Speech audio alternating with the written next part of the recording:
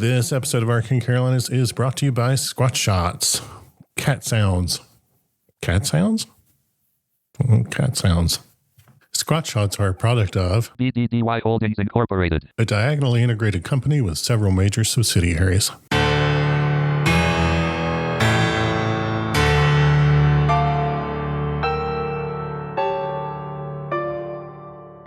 You are listening to Arcane Carolinas, an exploration of the Carolinas' folklore, legends, myths, and modern weird. Each episode, we examine the historical context of our topic and aim to preserve some of the stories that help make this part of the world such a fascinating place.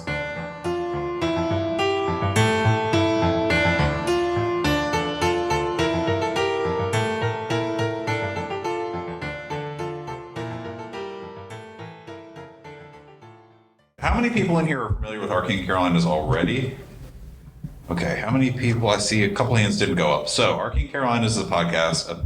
Here my voice goes registered. I'm like, okay, I'll be serious for a second. Arcane Carolinas is a podcast about the folklore, legends, and lore of North and South Carolina. We have spin-off episodes where we cover other states, but our bread and butter is the Carolinas. We cover cryptids, UFOs, ghosts, just weird history, weird hidden history. Most of those are Michael's specialty. So tonight, we're doing something called the Ghost Rider of Cary. Is that accurate? Yes. So I think this is going to be a twofer. I think it's going to be a ghost, and I think it's also going to be weird hidden history, because when I think of Cary, I think of strip malls and the Bonefish Grill and maybe a cheesecake factory and other chain restaurants with big names. It's like you're peeking at my notes. So I'm not. Let's introduce ourselves. This way? Yes. All right. Hi, I'm Charlie. Bring us in, Charlie. Okay, thank you. Should I be talking towards this microphone? I mean, I think it's picking us up, so yeah, we're good. Yeah, it's picking up what I'm putting down. It is. All right. With the smooth sounds of our... Hi, I'm Charlie Mushoff, co-host of Arcane Carolinas. Yes. There you go. We'll cut all the other crap. I am Michael G. Williams, multi-award-winning novelist. I can't look at a crowd while I say that, because it feels so weird. And your other co-host. And we have a special guest because we are at Ret-Con 2025. Would you say he's a guest of honor? I would say he is a guest of honor. I would even capitalize the G and the H there and say that he is not just a guest of honor, he is the guest of honor. Ooh.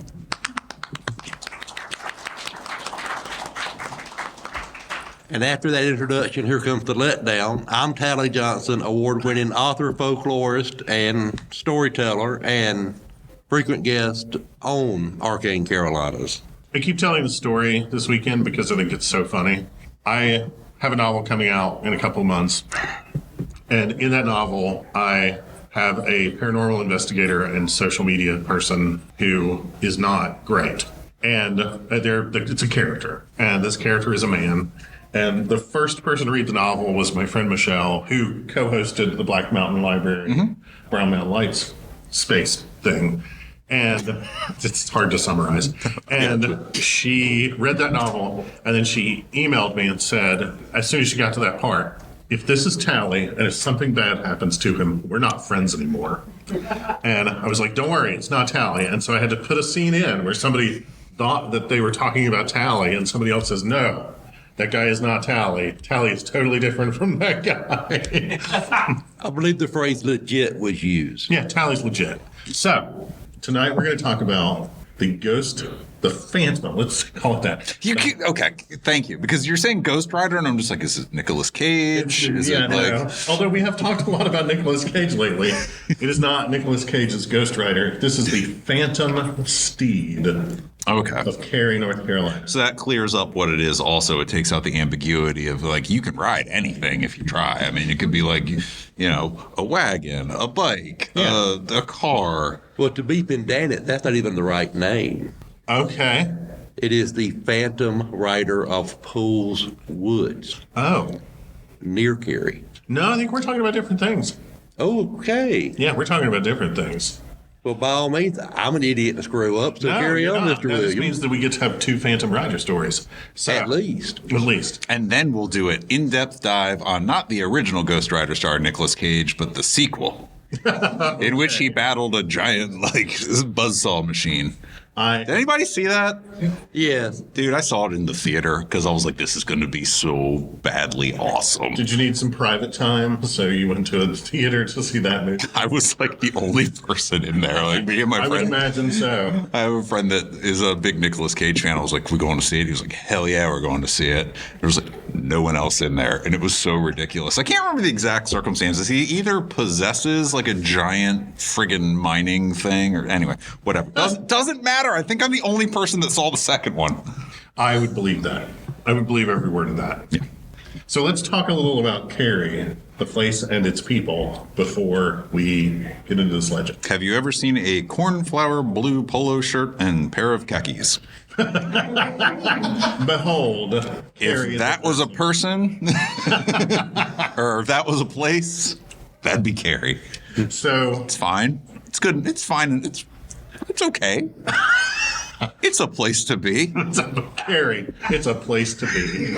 Yeah, pretty much. There's nothing wrong with it. That's what I'm saying. There's nothing The wrong Chamber with of it. Commerce has these two on speed dial. Can't you tell?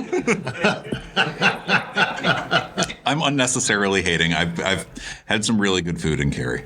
I live in Durham, so I'm kind of contractually obligated to be a little obnoxious about everywhere else. And that's just the way it is. You have such a complex. I love Durham. I know you do, but it goes so much further than that. You do legitimately hate on everywhere else for not being Durham. Except Pittsburgh. Except Pittsburgh because, yeah. Because I'm moving there. Yeah, Pittsburgh's excellent. And I'm already there, so, you know. So I can't hate on it. Yeah. I mean, you could. Sure, but why? So, prior to colonization by Europeans, what is now There was still a Red Lobster. There was probably a primordial red lobster crawled out of the Albemarle Sound. And It was originally called Best Buy, North Carolina. All right, I'm done. I'll stop. it's originally known as the community of Sign Height Ordnance. No. You like how could you hear the gears like in my head there where I was like, wait, what? No pre-digested stuff here. No. I'm going to make y'all work to laugh. No. So prior to colonization, what's now the town of Cary was part of the extensive territory of the Tuscarora. Mm-hmm. And we've talked about the Tuscarora recently, but if you're unfamiliar with the Tuscarora people, then a very brief refresher is they are an Iroquoian-speaking people, a very large, very powerful nation at the time. They had very complicated diplomacy with other groups in the area. In the course of researching this episode, I also learned that they were very accomplished miners of precious metals. They had multiple mining sites that they worked, and they had extensive trading of precious metals with groups on the coast and groups west of here as well. And I would imagine that was likely part of the whole Mississippian culture trade that extended across North America. So they were divided into two geographic regions, the northern Tuscarora in northern North Carolina, and the southern Tuscarora in what we now call down east. The southern Tuscarora had a bunch of conflicts that I will just elide as I skip right past them with the English colonizers, culminating in the Tuscarora War. The northern Tuscarora sided with the English. The southern Tuscarora were fighting against the English. In the end, the southern Tuscarora moved to New York and became the northern Tuscarora, and the northern Tuscarora stayed in North Carolina and became the southern Tuscarora. And the federal government recognizes the northern Tuscarora as a federally recognized tribe, but the southern Tuscarora have multiple tribal governments, none of which are recognized by any governments. But they're active and really cool, and they have websites and extensive history programs, and they teach their language and all kinds of neat stuff. The English site that I mistyped it, and it says the English ate at their large reservation. Nice. No, they did, metaphorically. Anyway, so they had a really big reservation that was called Indian Woods, and it kept getting a little bit nibbled off of it over time. And by the 1830s, they had ceded all of their land and left that behind. And we literally just published an episode where we talked fairly extensively about the Tuscarora, but I didn't want to completely skip over them for this. The legend, as it is told, People are saying. I saw where they were saying. At the conclusion, is it different from I synced it? Yeah, I heard it as I heard. Okay. So, At the conclusion of the Civil War, Union forces liberated the community where Cary stands today and occupied the home of one of its leading citizens, a man named Frank Page. Okay. So this is April of 1865. Frankie P. Frankie P. 1865. Page North Carolina. Best Buy, North Carolina. Best Buy, North Carolina. It's funny you say that, actually. I mean, it's about to be apparent why that's funny. Page was a big wheel in the community, and I have seen some framings of the Union setting up camp at his home as being the fact that that was a large location, a large property, had a lot of resources available to it. I've also seen that framed as the Union wanted to rub everybody's noses in it by taking over the house of the most prominent person in the community. It's probably a little of both, or a little from column A, a little from column B. Didn't hurt. Yeah, made it clear who was in charge now. Yeah. So this was, like I said, mid-April 1865, a few days before Lee had surrendered to Grant at Appomattox, and everybody knew that had happened. Okay, so word had already traveled. But the war was not officially over because there were still 89,000 Confederate troops that had not surrendered. Lee's surrender was for part of the Confederate Army. Okay. And a lot of those 89,000 troops were in North Carolina. For lack of a better term, I could call them troops, but they were pretty exhausted. Yeah, by this point, we've discussed this. By this point, it was like ragtag. Very. Like, they were organized into like military units and very large. sure, military but it units. was people that were too old, people that were too young, people that were injured and shouldn't have gotten sent back. Yeah. A lot of those troops were basically like traveling bands of the wounded and the people who had no supplies whatsoever. But the triangle of what's now the Triangle of North Carolina was one of the places where there were lots of them at the time. So Union troops, in pursuit of some of those Confederates, had engaged them in Raleigh. They then again engaged them on the road to what is now Cary, which is pretty much exactly the route of North Carolina 54. That has basically been the road for Ever? 50 years. Since it was a road. Yeah, and I mean like blocks from here, engaged them again in the town of Morrisville. That's wild. Yeah, and what's now the town of Morrisville. And after the fight, the legend goes, the Union then went back to Page's house in what is now Cary and encamped there to allow their wounded to recover and their healthy soldiers to rest. The Union, the place where Page lived, to give you an indication of Page's place in the community, was a house referred to as Page's, and everyone knew what that meant. And so they had taken over this house called Page's. It sounds like a bar. It does. Going on Pages. These days, it would be a bar in a strip mall. You know. Yeah, Pages. And where everybody knows Page's name. at lunch, I went with a friend of mine over to a place across the road, and it was a bar by the sign. You didn't have any external indicator of this, but the sign has like a martini glass, pretty prominent in the design, so one imagines that it's a bar. But it was called Will's. But there was no possessive apostrophe. So we were like, is this a bar called Will's, or is this a place where you do estate planning and get a drink while you're at it? Because you're going to need that by the time you're done. Yeah, that's actually a good idea. Yeah, it is. Yeah. You know what we should do? New business plan. The night before the Union were set to depart, they spent 3 weeks encamped at Frank Page's house. Okay. And the night before they were set to depart, the youngest Union soldier who had been among the recuperating died. Well. The next day, as they're preparing to leave, a different soldier was assigned the task of leading his horse. Sure. As they rode out, because this was a cavalry unit. God, now I got to lead Bob's horse along. Stupid Bob. I got my own horse to worry about. Now he's got two horses. Now I got two horses. Horses were exceptionally precious commodities at the time. Especially as the war was winding down, there were a ton of people either deserting the Confederate Army or being discharged from the Confederate Army or being discharged from the Union Army and heading back to the places where they lived. It was springtime, and it was getting towards kind of late-ish spring, and there was real concern on the part of all parties that there would not be enough people planting enough crops in time for there to be food in like 6 months. So It was a different time, you see. it was a different time. You had to plant your food. Yes. People were really concerned that this was not going to, like, there was not going to be enough food produced. Horses were very precious because a lot of people needed horses to work the farm, to pull a plow, do things like that. And frankly, a lot of horses had died in the course of the war because there was a lot of cavalry action in the course of the Civil War. So horse theft was very common. And the fact that there was now a horse that did not have someone to ride it in the Union Army meant that they needed to make sure that horse made it back with them. Protect that horse at all costs. Yeah. So the next morning, he goes to get that horse and ride his horse. And that horse is missing. Bum, bum, bum. All the other horses in the barn, in the stable. They're like, I don't know. They haven't seen anything. I didn't see it. They are asked. He was there last night. They are asked if they've seen anything, and their answer is, "Nay, I will now fire myself from my own show." But notice that none of the other horses are missing. Only that horse. They're leaving. They don't have a lot of time to stick around and do like a search for this horse.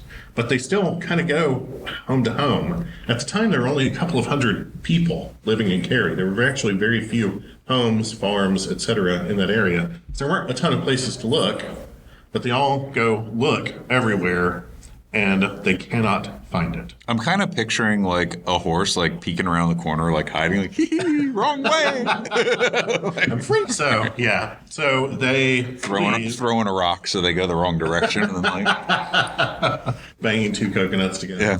Anyway, so much to their regret, the Union moves on. They do not take that horse with them. And frankly, nobody else in the community reports finding a horse wandering around. I don't know that I would. You know what? I know they're leaving. They just took over Pages. No, it's my horse now. Maybe there's, maybe Get out of town. It's my horse. And I read an account of this where somebody who purportedly knows about horses, I do not know, speculated that it would have been possible at the time for that horse, given the average age of horses in the Union Army at the time, to probably have lived on its own in Cary for the next 10 years. Nice. And just like never be anybody's horse again. You know? So It was its own horse, Michael. it was its own horse. It yes. reclaimed that. Yep. Don't take that away from that horse. Damn right it wasn't anybody else's horse ever again. It was its own horse. So 3 years later, in 1868, Page built a hotel on the property of his homestead. This was Seems like a bad idea. practically in the front yard. Yeah, this doesn't seem like a good idea. We're having a bunch of people die here. Let's build something on it.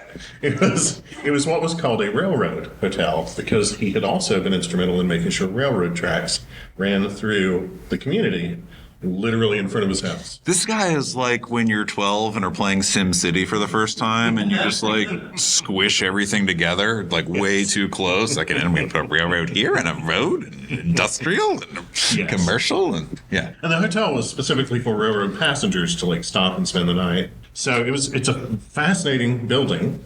It has a very unique architecture for the region and the time. It's really cool. There was a guy, according to the legend, who was one of the stable hands Yes, at the steady hotel. guy. Yes, very stable. He was very stable. Very stable. Excellent. Paid his taxes on time. Yeah, never behind. Never showed up every day. Yeah, always clocked in at exactly the top of the Gave hour. 2 weeks notice when it was time to leave. Very stable. Very. His name was Tom Sanderford. Tom Sanderford told people for many years while he worked there that sometimes at night he would hear a horse race by the hotel on the dirt road that ran past it and around the front between the hotel and the railroad. And every time he heard galloping hoofbeats, he would go look for the horse to see who was like frantically riding it at first. And then to see if he could confirm what had been his experience, which was he would go look and stampeding hoofbeats would go past the hotel, but no horse. Years later, somebody else, unrelated to Tom Sanderford, stayed at the hotel for an extended period of time. The person who owned the hotel by then was a woman named Helen Walker. In the legend, Warren Williams, who's the guy who saw or heard the horse next, he and his brother were basically living at this hotel. So years later, Warren Williams, who is no relation to me, as far as I know, stayed there with his brother, and he said that his brother told him one morning that late the night before he had awakened to the sound of a horse galloping past at top speed. And that as it did so, he heard his own horse and his brother's horse in the hotel stable start freaking out. That they were shrieking, whinnying, the whole thing. Yes. There's ghosts of us! Every bad sound a horse can make. Oh no! Help! I'm a horse! What if it was one of those counting horses and it was like Morse coding? Like, I think that there might be a paranormal occurrence. Right. Yeah, so it would be really great.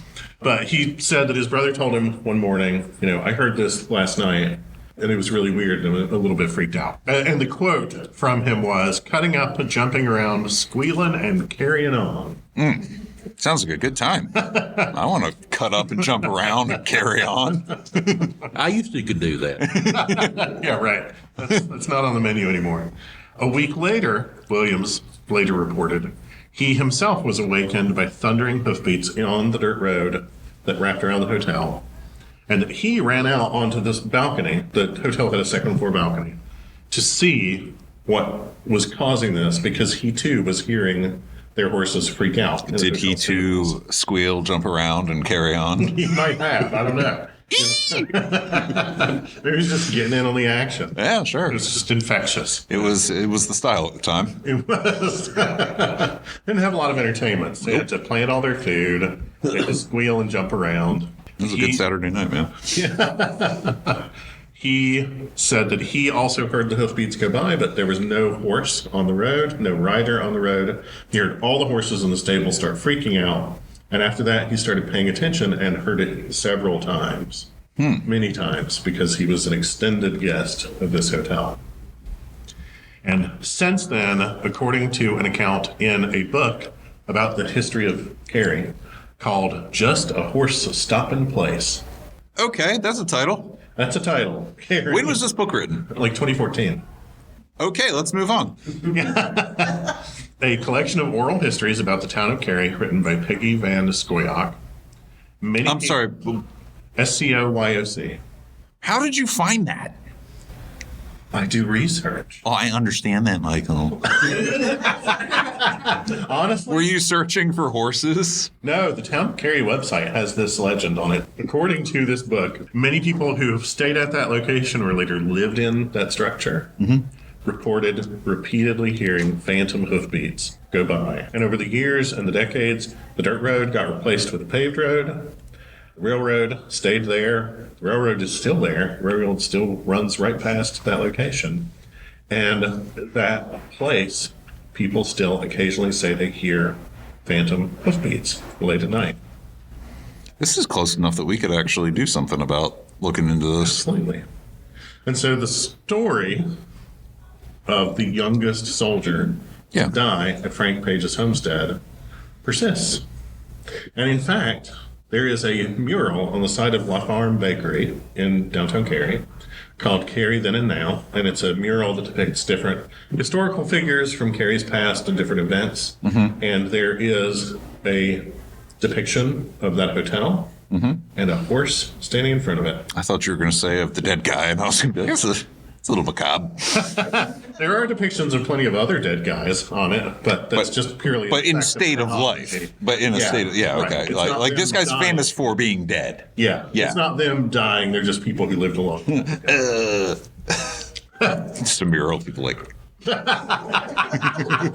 Cary Then and Now. Yellow fever. So, the history of it. Yeah, what's real? The Battle of Morrisville. State government in North Carolina was in a total disarray at this point in the war. Remember from the Red Strings episode that at this point, the state government's two factions were the let's keep fighting until everybody is dead faction. Right. And the let's negotiate peace so that we can continue to enslave people Yep. faction. And that second one was the more progressive faction, supposedly. So It was a different time, Michael. it was a very different time. Thank God. So the Confederates knew they had lost. They were doing everything they possibly could to try to stay in power or survive. Sherman had just burned Columbia and was marching north. In our Henry Berry Lowry episode, the Sherman Army marches through. That was them on their way to Raleigh. The state government had decided that the only option they had two options. They were going to try both of them. One of them, they built a wall, a 5-foot defensive wall. How'd that work out? Around downtown Raleigh. Yeah. And they put cannons on it. Uh-huh. And they sent a train full of stuff to Sherman to try to bribe him into not burning the city down.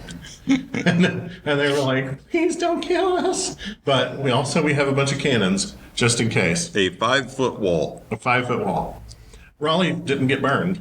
Sure, I don't think it was because they had a 5-foot wall. No, it's because all the soldiers that were in Raleigh started heading down the road towards a community down the road. And they thought that the Union Army would get to Raleigh and occupy themselves for a few days burning the place. And instead, the Union Army said, oh, no, we're coming after y'all.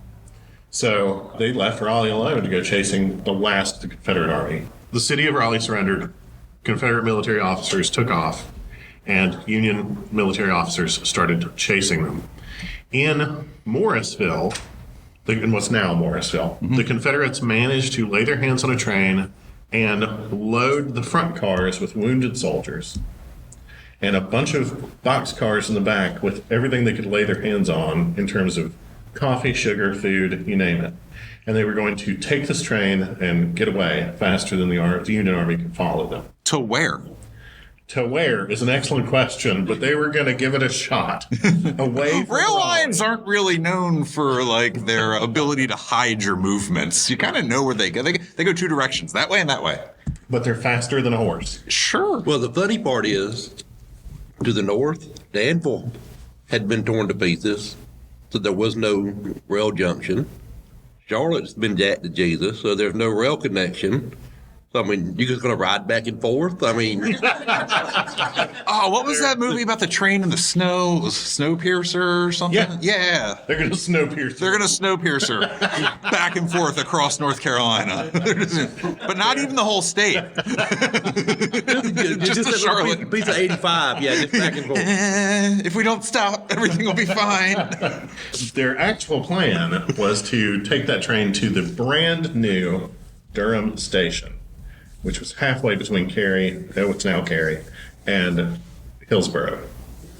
And they were like, there will be far enough ahead of the horses that we can get everybody off the trains and get loaded up and have all the stuff and take wagons somewhere else and try to regroup. The Union realized the Confederacy was just what remained of the Confederate military was about to make off with at least enough supplies to create a lot of chaos and trouble. Mm-hmm.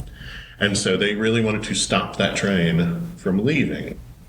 The Confederates ordered their healthy soldiers to build barricades to try to defend the train while they could get the train going. And they had taken Is this one of those like Looney Tunes like pump trains? No, it was where like you a can train. It was Okay. like a locomotive, you know. And there was so much stuff in those boxcars that they could not move the train. They had stolen so much stuff they could not get away.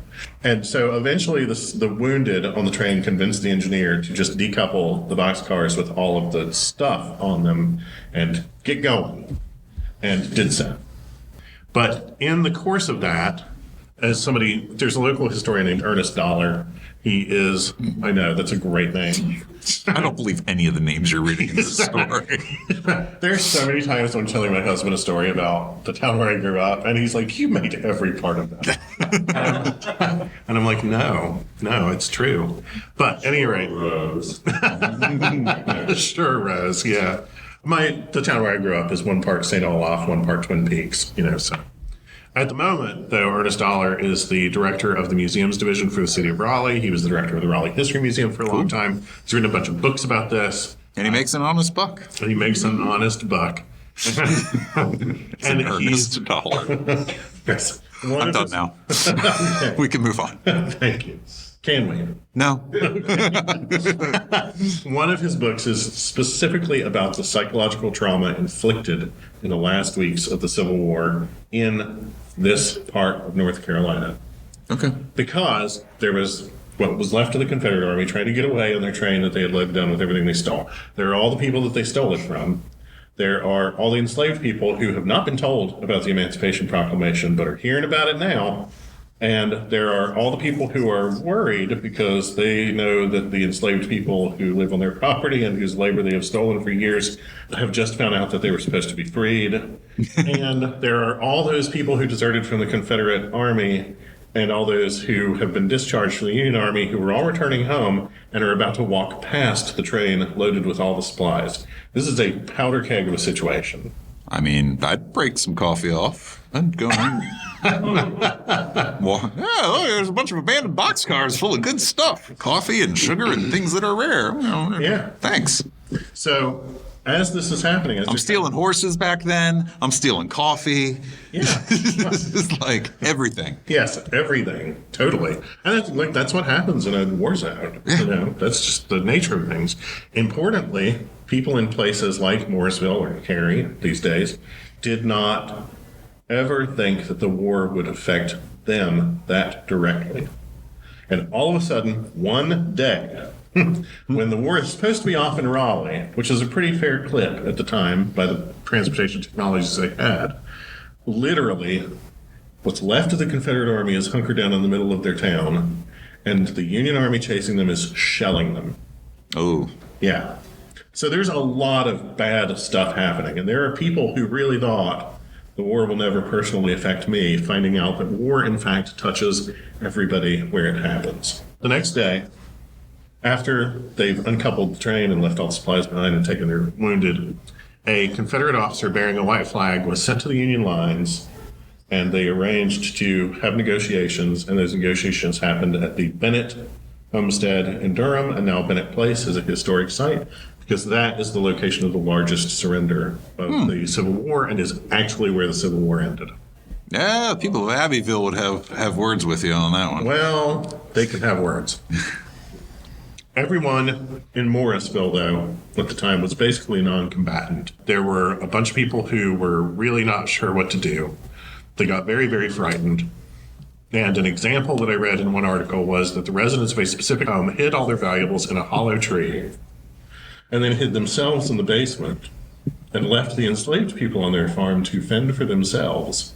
So when the Union rolled in, those enslaved people walked over and said, "Hi, we would like to be free now." And in return, that tree over there has all this family's silver. And the Union Army said, "Thank you very much. Where's the family?" And they said, "They're in the basement."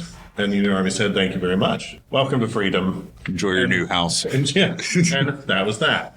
So I keep referring to it as the place we call Cary because at the time it had not incorporated, and it was known as Bradford's Ordinary, which was the name of the pub in town. It was literally not a town, it was a community named for the one business in the town. So when you said Best Buy, North Carolina, it was named for what their Best Buy was at the time. I'm also finding this interesting, a quick aside, that the Union showed up and, hung out for a little bit. I'm guessing most people in here from the area know the acronym Containment Area for Relocated Yankees. Yes. Is what Cary stands for. Yes. Yeah. Mm-hmm. I actually don't have anything against Cary. I'm sorry.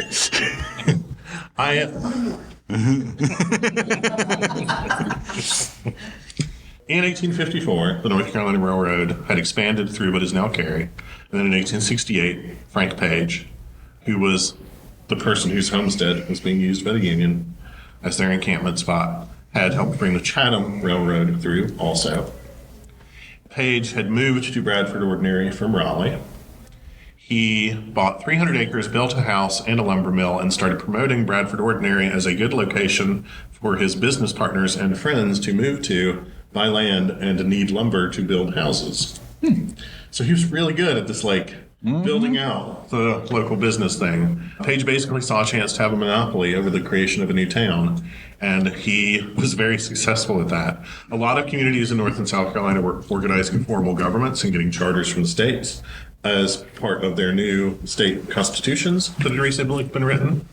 And Page got a post office established. He became its first postmaster. He ran the general store. He ran and owned the lumber mill. He sold land parcels to his friends. Then he sold them the wood for their houses. Then he built the houses for money. Then he sold them the goods from the general store to populate their houses. And in 1868, he opened a hotel across the road from the railroad That he had grain. that he had brought and said, we should be a town. That hotel was built in French Second Empire style and was very significant as a piece of architecture. And it, too, was called Page's. And in fact, the town, which was not yet technically a town, everybody just referred to as Page's. Sometimes they called it Page's Inn, sometimes they called it Page's Tavern, but everybody knew it as Page's was the name of this place. And in fact, the family who hid in the basement and had all their silver in the tree was Frank Page and his family. Wow. And that's why the Union was living in his yard. He also, though, did lead the charge to have the town chartered as a town, and everybody assumed that it was going to be called Page's. But right at the last minute, he went to a speech by a prominent temperance movement speaker, a guy named Samuel Fenton Cary, who had been an unsuccessful candidate for U.S. Vice President, and he was a member of the House from Ohio. He was a household name as a prominent leader in the temperance movement. Page was also an advocate for temperance, and he found himself so moved by the speech that he went home and said, we're going to name the town Cary. I just met a man and I'm in love, and we're going to name the town after him. And that's exactly what happened. And nobody remembers who Samuel Fenton Cary was today. And I was like, he's what? He's full of magnificent ideas, and we're going to change the world. I kept thinking I was going to run into something like Page ended up having to sell the farm to a guy named Cary, and he's like scooting in at the last second, like, it's Cary now. But no, he was just super into this temperance guy. Cool. And that's what they named it. Again, the National Enquirer version of history. Yes. That's what ghost stories are. Yes. And Samuel Fenton Cary is one of the private But the kid died, right? Oh, well, we're working towards that. Don't take my ghost horse from me, Michael. Okay. I need my ghost horse. Much like what happened with Kezar, North Carolina, which was supposed to be Caesar, North Carolina. Kezar. The state was in real disarray at the time that all the paperwork got filed, and they misspelled it on all the forms as Carey. And so for a couple of decades, that was its formal name. And Page spent that entire time agitating to have it fixed and succeeded. He really liked this guy. He really liked this guy. So, is it true? The hotel in the legend was very real, and after running it as a hotel for many years, he sold it to Helen Walker. She ran it as the Walker Hotel for many years also, and eventually, Cary High School, which was the first publicly funded high school in the state, and accepted students from all over the state who wanted to come to it, was established, and she started renting rooms to students who had been shipped here basically to go to Cary High School. Wow. And that's Warren Williams and his brother. Okay. The house changed hands a bunch of times, served various purposes over the years. Some people bought it and used it as a private residence. Some people bought it and refurbished it as another hotel. But by the 1980s, it had been added to the National Historic Register and fallen into total disrepair. And in 1985, it and the 3 acres it sat on in the middle of downtown Cary was formally valued at $4,000. That's it? Yeah. What year? 1980. 1985. Wow. Yeah. That's not that long ago. The people who wanted to do what I'm about to describe, well, okay, a group of people got interested in the building, and they founded the Cary Historical Society. Dude, for $4,000 for that kind of site, I'd be like, hey, Michael, you want to go buy a hotel? We can make this work. And they wanted to get the town of Cary to take care of the hotel so that they wouldn't have to spend the $4,000. They formed the Cary Historical Society. Yeah. They, as part of preparing for this, put buckets out all over the house because there were a bunch of holes in the roof.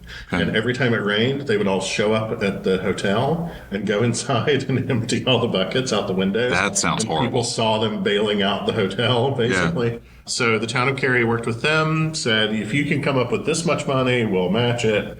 And eventually they ran a campaign to raise something like $850,000. And they got the town of Cary to formally buy the property and then deed it to the Cary Historical Society, who then deeded it to the Friends of the Page Walker House, which is what they renamed it.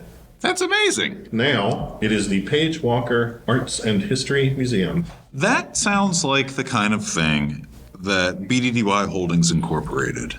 That might be something they would fund in the right Yes. tax shelter scheme. This is our contractually obligated plug for that company and Squat Shots. Insert sound effect. Yep. Okay. We've met that obligation now.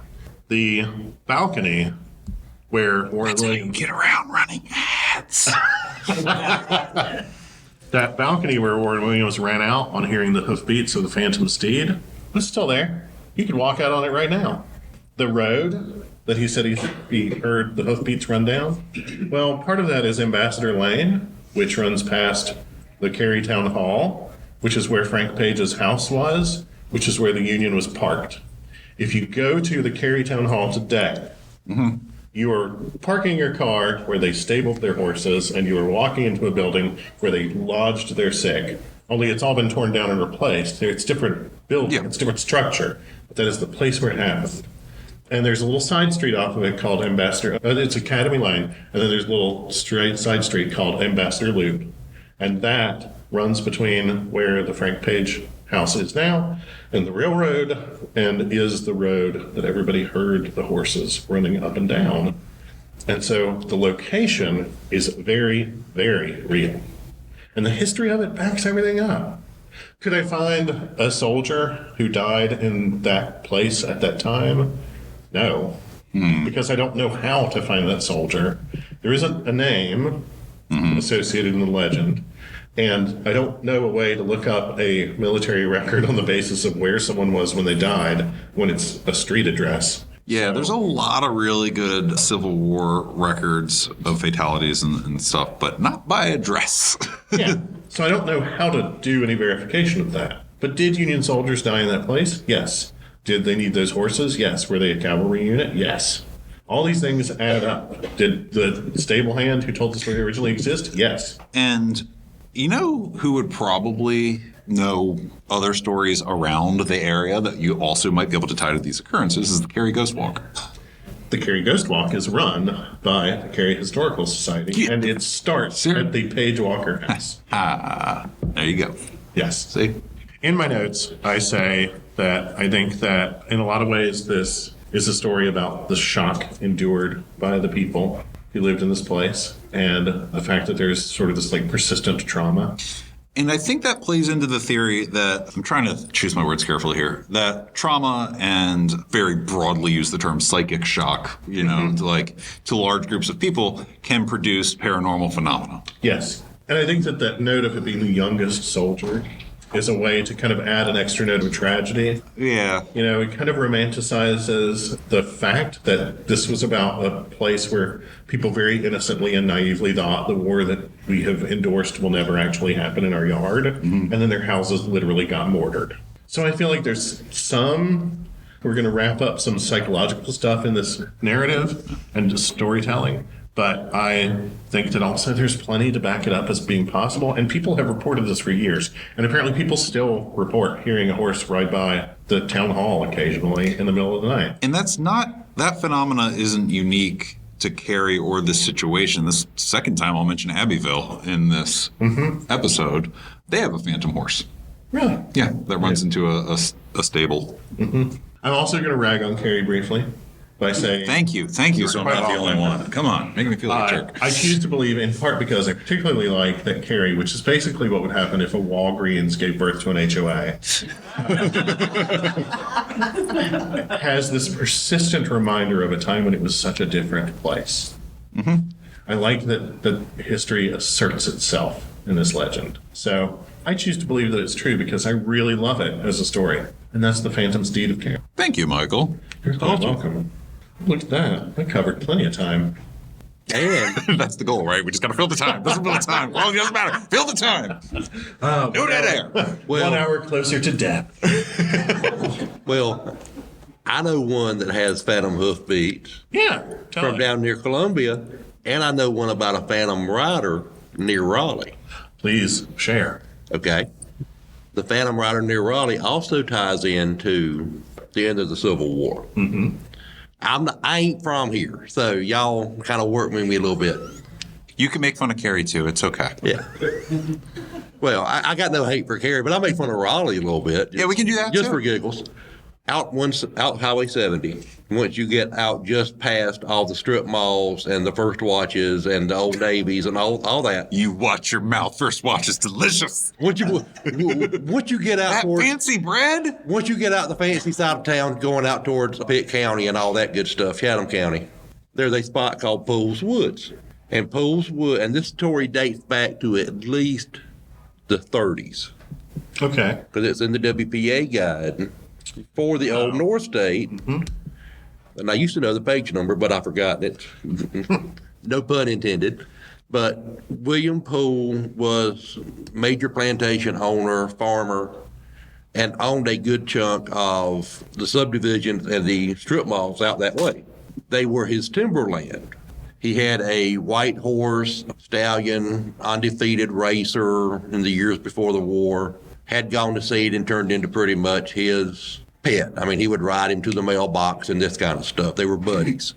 Remember that first car you had, that Beetle that had two wheels that, you had to pedal to get to work in when you were 16, Charlie? I wrecked it like 3 times. That car and his horse were the same kind of vibe. Beautiful, Ben. So Majestic. So Poole's riding this Had over horse 200,000 miles. Well worn. because Poole was I'm in not his gonna stop. 70s. Poole could not fight. Wasn't even in the home guard in the war. Sherman and all his 200,000 friends showed up, and again, the generals under Sherman did not want to stay in Jim Tom's cabin. They were staying at the Page Walker house. They were taking over Poole's plantation house. I mean, why should we sleep, on dirt floor when he's got a feather bed? I'm going to take it. Screw you. So they get out there, and of course, one of the Union officers sees this white horse, and it's like, I've always wanted a Lamborghini, and this guy's got the keys to his laying on the mantle.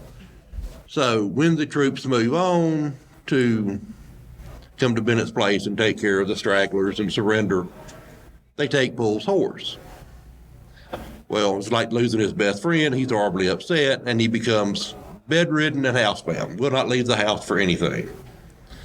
The fact that he's, his 200 slaves have been freed and his cotton land has been abandoned and all this stuff has nothing to do with it. He just lost his horse. So I'm going to be upset and go out in my room. He'd had several children, and apparently his wife passed away. And one thing he always said was, the land is going to stay in the family, and the trees are never being touched. Well, as time passed after the war, things like property taxes became due, and you had to buy like groceries and stuff, and the family is like, William, we have 300 acres of prime timber that if we sell, we can eat and, all this kind of good stuff. And he's, no, we're not selling the trees. Well, finally, when he's on his deathbed, the family's like, you know what, screw him. Have it auction. All the land is for sale. He got his revenge. The day he died, they had the auction. Every tree on the lot was rotten, completely unusable for timber. Fast forward, him and his white horse ride through Poole's Woods to this day, just patrolling the property to make sure no one else has the bright idea to screw with his trees. And when you said Phantom Rider of Cary, that's where my mind went. Oh. So Cary has more than one Phantom Rider. Well, this is out on the backside of Raleigh going. Okay. Yeah. But the Triangle has more than one. But my favorite horse story is a true love story. Please. Phantom Rider of Bush River down near Columbia. Bush River is do-nothing glorified creek. It is not a mighty Niagara or Mississippi. Bush River is like, if the Tar River was at low tide all the time, that's what Bush River is more or less like. The community north of Columbia was Quaker paradise. There were more Quakers per capita in Bush River Township than there were in Pennsylvania, as far as percentage population. 1780, a young man named Henry Galbraith breaks away from the Quaker faith, falls in love with a young lady named Charity Miles, and he does the immortal ghost story trope. I love you, and no matter what happens, I will come back to you. Ladies, never say that to somebody, because you put it under an obligation and we have to do all this rearranging schedules. And don't do that. So Henry goes off to join Pickens and Morgan at Calpians up near Spartanburg. Well, for whatever reason, Henry doesn't come back. And you have stragglers come back barefoot, on horseback, walking and all, in wagons, wounded. And she asked everybody that comes through, have you seen Henry? Well, no one has the heart to tell her, oh, by the way, he caught a bullet through the forehead. Sorry. So she keeps waiting and asking and waiting and asking. And one night, the cabin is on the side of what is now Bush River Road. She hears the pounding of hooves and looks out the front door of the cabin and sees a dashing figure in a tricorn hat with the flowing cape behind, who, when he gets to the area illuminated by just the moonlight, because it had been a cloudy night until they parted and the moon shone upon his visage, and it's Henry, and he waves and he rides on past. Fast forward, you can go out there now at Bush River Cemetery in the middle of BFV Newberry County and sit in your car, and Henry's coming back. Now, Charity died in Ohio in 1803 because the Quakers in South Carolina said, we have to do what with black people? Slavery? We're good. We're out. Bye. So all the Quakers in South Carolina went to Ohio. So she's buried up near Cleveland. And Henry is buried in an unmarked grave in the Bush River Cemetery off Bush River Road in Newberry, South Carolina. I can show you where it is. We'll go next weekend. It'll be fun. But Tally time. the horse hoof beats still echo out. For whatever reason, Phantom Rider is one of my favorite kinds of ghost stories. Yeah. Because it's so evocative. You know, it's easy to picture, it's easy to imagine the sound, it's easy to come up with a visual for it that is very romantic and inspiring. Oh, yeah. It's also kind of timeless. Like I made the Nicolas Cage joke, but the character of Ghost Rider is based on the term Ghost Rider. Yeah. Right? And they just like, oh, why don't we put him on a fucking motorcycle? That'd be cool. Let's make his head a flaming skull. And, they did some things, but the idea of some sort of Ghost Rider. Sure. It's a trope, but it's one that works. But it's been around literally forever, because the first recorded incident of a Phantom Rider is the Bronze Age horseman in the UK. Okay. Because there's a story, and I want to say it's from the A1 motorway. A motorist is driving by in like 1940 after they first opened the paved road, and looks up, and there's basically Fred Flintstone with long hair riding bareback, saddleless, on this horse, keeping up with a car going about 45, 50 miles an hour. And he looks over and has this look on his face like, who are you and why the hell are you here? As he rides along, and you can go out there now and he's still there. So, I mean, you figure a Bronze Age rider from, 2000 BC still shows up in 2020? I mean, it's ancestral. It's almost a primal ghost experience. I mean, it just tells you how long it's been around. I wonder if psychologically it has anything to do with the fact that when we think of the dead, we usually speak of them in the context of them having gone somewhere. And this is a ghost that is forever going somewhere. Oh, he's going somewhere. That guy's going places. Like last year, we talked about the Phantom car on North Carolina 49. Yeah. You know, that idea of the spirit that is forever in motion and goes nowhere, but is always going somewhere. Yeah. I just think that's a very compelling idea. Yeah, and it ties up the whole package of unfinished business because, I mean, Henry has to come back to charity, and you've got them where, especially in the UK, you know, the messengers are trying to get, you know, the money for the ship to Plymouth to pay the crew.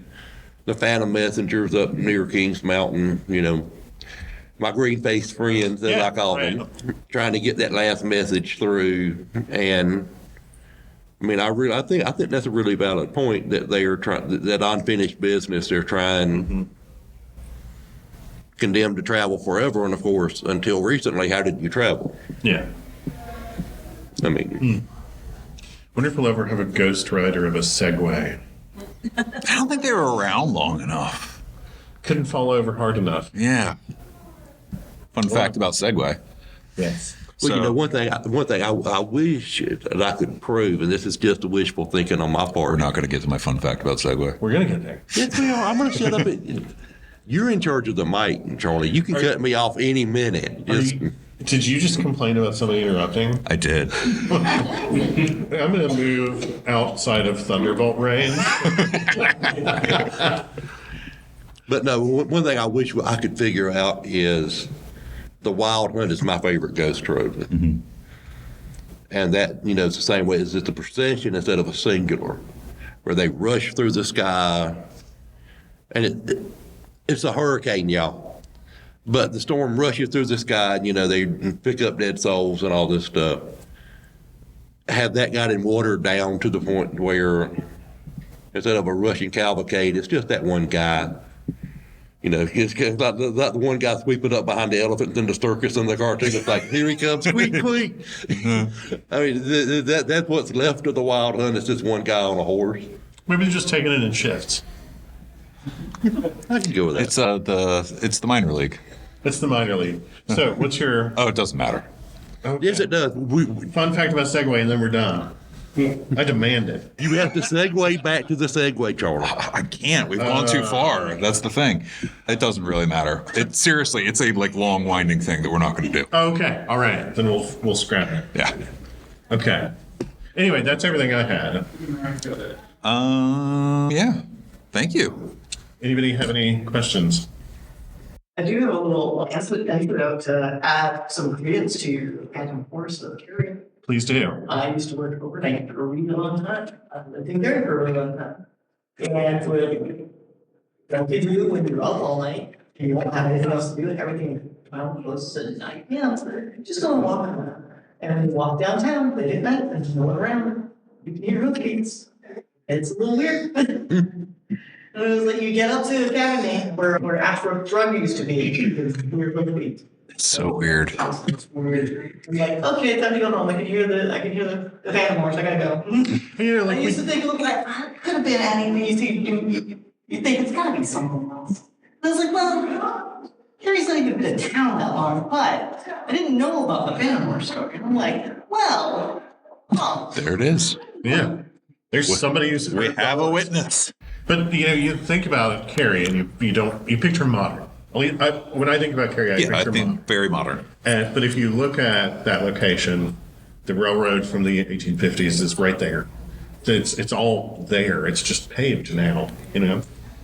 So it's a very old place. that stretch right there with the academy and like the Page Walker House is still where it's always been and haven't moved it. Yeah. The railroad tracks have been basically so safely right there as long as I can remember. And like that is like the oldest spot in town. So it's gonna be like Yeah. the weirdest spot in town. Mm-hmm.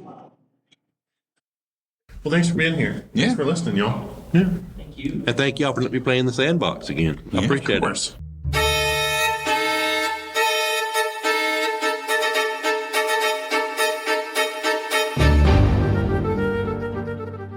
You've been listening to Arcane Carolinas. Thank you for listening. We hope you enjoyed it. For For more episodes, behind the scenes information, and links to our social media, check out www.arcanecarolinas.com, where you can also buy the Arcane Carolinas book. And if you like award-winning horror and science fiction, check out my books at michaelgwilliamsbooks.com. And if you have story suggestions, comments, or questions, email us at arcanecarolinas@gmail.com. And thanks for listening.